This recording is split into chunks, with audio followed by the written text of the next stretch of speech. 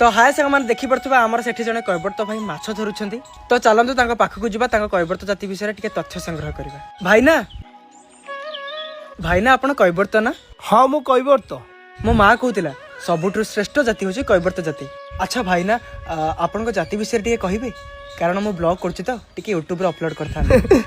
मो जाति विषय सुनिए चाहछु तो हो चल देख बाबा जाति उच्च नीच छोट बड़ एगुरा किछि न थाए समस्त जाति समस्त श्रेष्ठ। आम जातिर जने कैबर्त भाई प्रभु रामचंद्र को नदी पार करथिले आउ सेतिकी बेले प्रभु रामचंद्र पाद धोई निज गामुछारे पाद पोछिथिले आउ सेही समय प्रभु रामचंद्र कैबर्त को गोटे कथा देले तोर ए गामुछा 3 खंड 3 जुगरे पूजा पाइबो गोटे श्रीकृष्ण को वंशी रे आउ गोटे तो नौकारे आउ गोटे प्रभु श्री जगन्नाथ पतित पावन हिसाब रे पूजा पाइबो आउ सेही समय आउ गोटे कथा भी कहिथिले तोर ए जालर खंड ब्राह्मण मानक व्रत घरे पइता रूप रे पूजा पाइबो आउ सेबेठारु ब्राह्मण माने होछन्ती हमर भणजा आमे तांकर मामू आमे अगाधुआ कोठितिबा चूड़ा प्रभु जगन्नाथ पाखरे प्रसाद रूप रे पूजा हुए सेठिपाई आमे ढिंकी को माँ लक्ष्मी को रूप रे पूजा करू किंतु आम इष्टदेवी हिसाब रे माँ बासुली देवी को पूजा करू आउ सबुठु हमर बड़ पर्व होला चैत्र पूर्णिमा।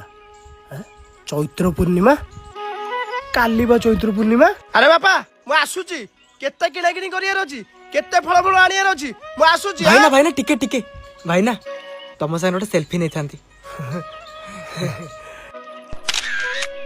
आसुची। अरे आम जाति विषय रे बखाणी रे राति पाई दिन होई जिबे रे बापा मु आसुची।